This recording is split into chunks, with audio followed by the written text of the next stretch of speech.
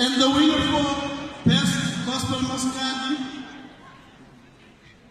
Githandaze Amakazamasi.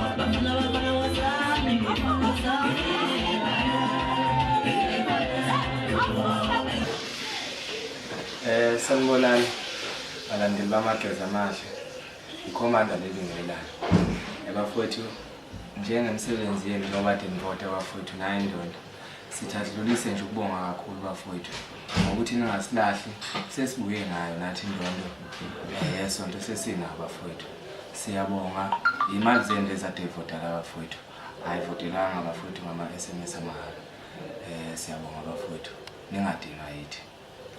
Sanibonani nonibingelelayo uNtsimbi wakahlabisa isibongo usigodo uMakatsho ngabe noKhabhani ngakusasa abantu baseqhudini bafowethu ngidlulisa kakhulu ukubonga kini nomsebenzi wenu omuhle niwenzile bafowethu nanka amavoteni siyabonga kakhulu.